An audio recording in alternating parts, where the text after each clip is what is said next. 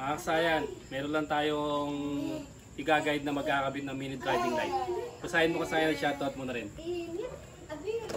Shoutout kay Andre Perez 123.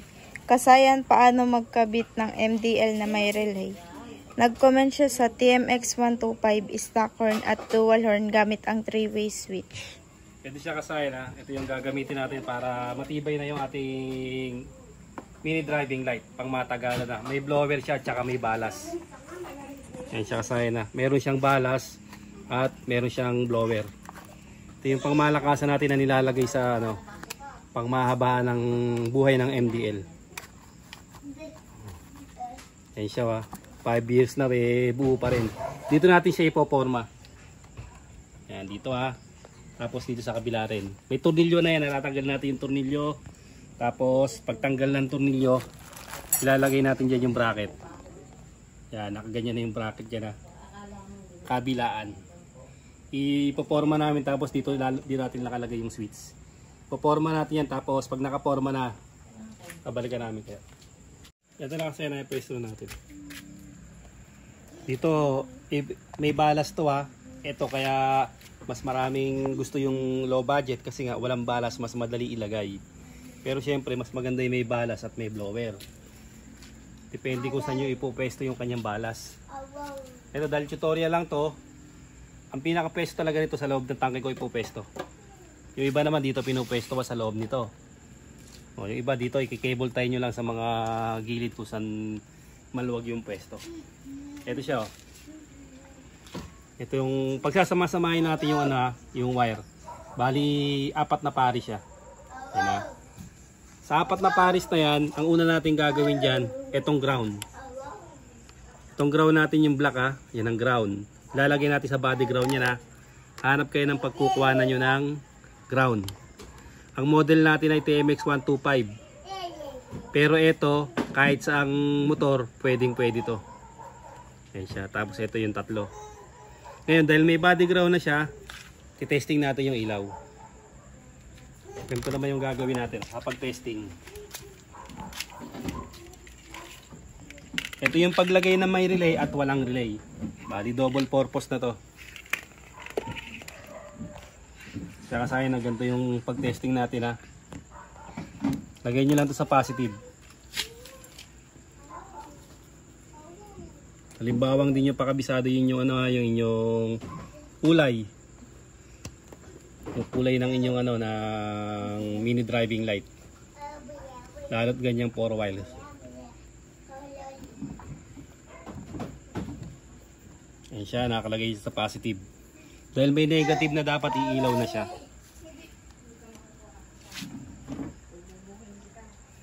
At yung ginagawa natin sa negative, ganito yung ginagawa natin para makuha natin yung magandang ground.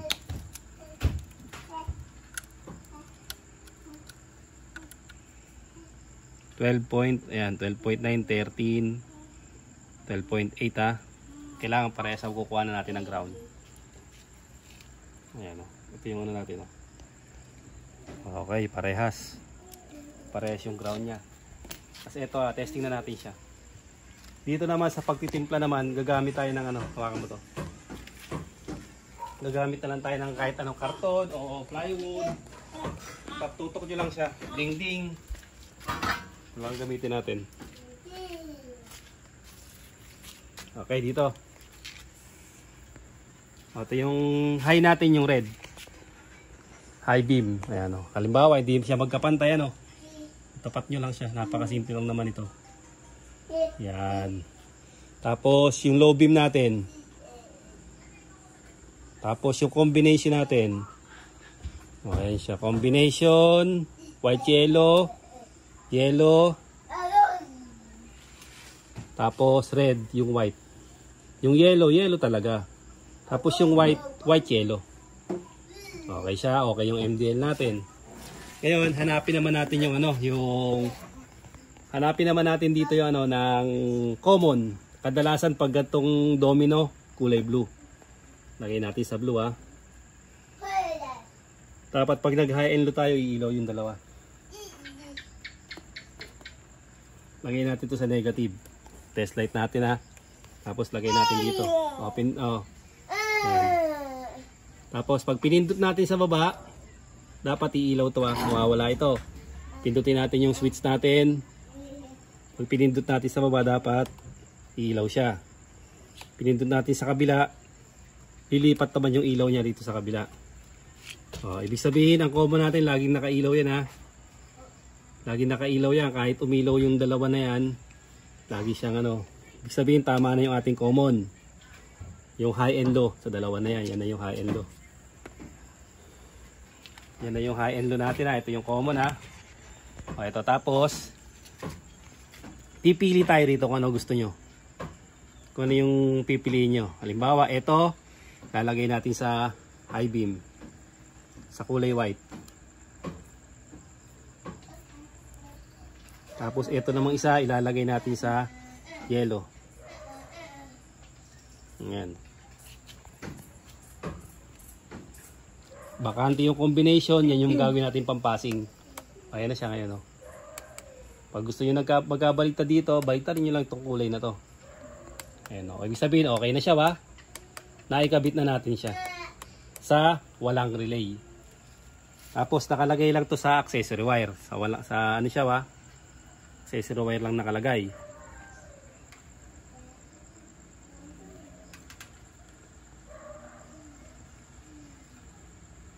Ang common ay kulay blue. Pag nilagay natin to sa accessory wire, ito kasi positive to. Ibig sabihin, kahit nakapatay yung makina, gagana siya. Kahit nakapatay, nakapatayan. Pero gumagana siya. Kasi nasa live tayo.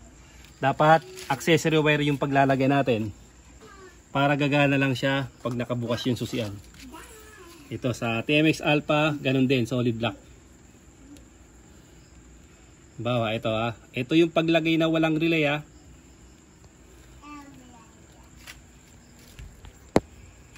Hindi siya iilaw. Iilaw lang siya pag nakabukas. Kasi nasa accessory wire na siya. Saka lang gagana yung ating high and low pag nakabukas. Pag pinatay natin, patay din siya. Yan yung walang relay. Ngayon naman, paano naman yung kagaya na nag-comment sa atin na walang relay? Ganito naman yung gagawin natin. Ang pinakamabilis na mabili nating relay, itong transparent horn relay. Pinakamadaling bilhin. Pero kahit anong relay, pwede yung gamitin. Pag magkakabit kayo ng mini driving light tingnan nyo Ang pinaka safety rito ay gagamit tayo ng switch. Ng switch ng fuse. 10 or 15 amperes. Pwede na yon. 10 or 15 na ang gagamitin nyo ito. Yan yung ilalagay yung number number 30. Ang number 30, ito yung lagay ng kalawit laging nasa dulo yung 30. Tapos 85, 86, itong dalawa. Ito yung 85, ito yung 86. As ito yung 87. Ayan na, yung gitna hindi natin gagamitin yan. Babakante na natin yan. Tapos tingnan nyo to pag ganito yung nabili yung relay may ilaw, huwag yung pagbaligtarin. Tingnan nyo yung ilaw mali yan. Huwag yung pagbaligtarin Dapat iilaw siya.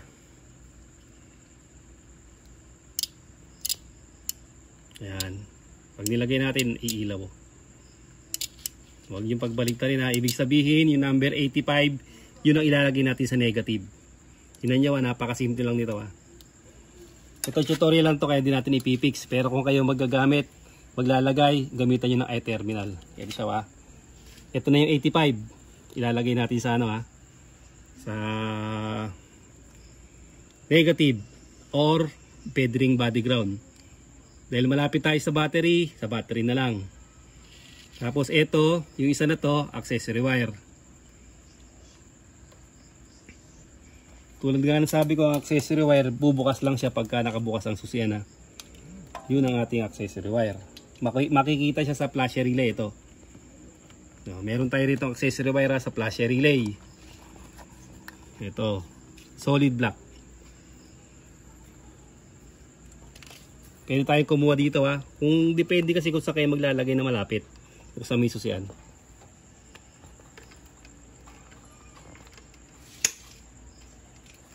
Patayin mo. Buksan mo.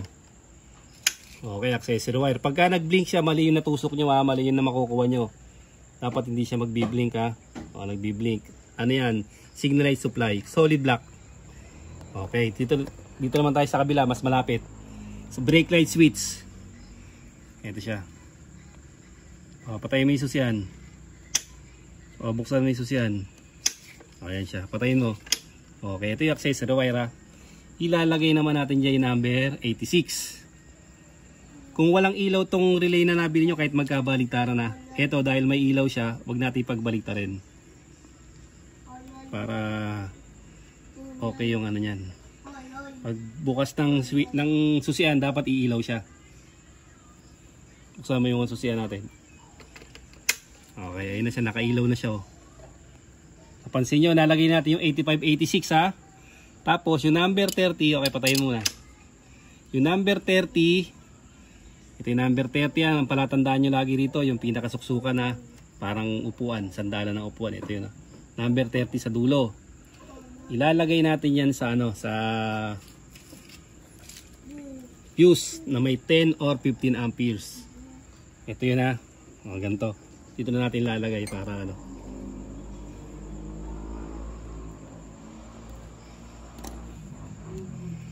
Ito siya ha. Dapat magka-supply na yung ating ano, number 87 ha. Magkaka-supply lang siya pag nakabukas ang ating susian. Pag hindi nakabukas yung susian, hindi siya magkaka-supply ha. Ito yung sa paano natin, number 30. Okay, buksan mo yung susian. Ito laging open yan. Ayan siya oh.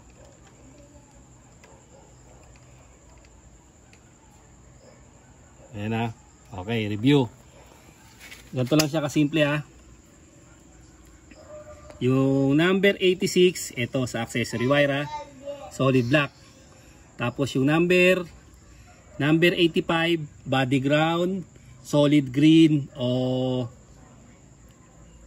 negative ng battery. Body ground, solid green, negative ng battery ang pwede nyong paglagyan. Tapos yung isa, may fuse bago pumunta sa ano, sa ating positive ng ano ng battery. Pero kung gusto nyo walang fuse, pwede rin. Pero ito kasi for safety.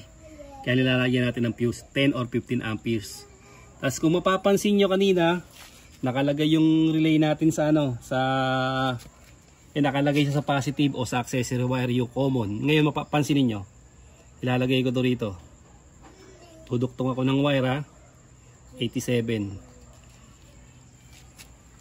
Ilalagay lang natin to sa common. Ang common nito ay kulay blue.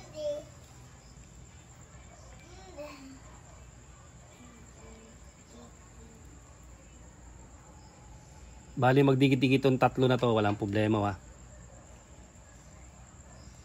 Yan. Ito, pang passing light nyo yan, hindi nyo na kailangan ng diode. Kasi naka 4 wires. Kaya dyan, hindi na kayo magda-diode dyan. Tutorial lang to kasaya na, hindi pa to final, kaya hindi natin tinitaypan. Nakasaya, nakalagay na siya ha. Pagbukas natin, ito na yung ilaw natin. Ayan siya. Gagana lang siya pag nakabukas ha. Simple lang kasayan yung pagre-relay. Dito matututo ka ng mabilis na paglagay ng relay. Kaya kung gusto yung gamitin yung combination. Kaya maganda yung ganitong mini driving light. Kaya siya mas maganda kasi nga pag nasira halimbawa yung white nyo, pwede yung ilipat sa white yellow.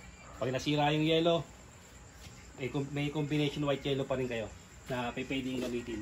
Hindi kagaya ng low budget, pag nasira isa, pangit na siya tingnan. Kaya dito lang pansinin nyo, napakasimple lang ano. Parang hindi ka na magre-relay dito kasi pag nilagay mo yung relay sa positive at negative, dalawa na lang. Ilalagay mo sa accessory wire, isa na lang. O yung 87, yun yung papunta ng common ng ating 3-way switch. Pagka meron ka pang di nakuha, mag-comment ka lang, sasagutin ka yan. Salamat sa nag-comment at meron tayong video na katulad nito. Hanggang dito na lang mga kasaya. Salamat sa panonood.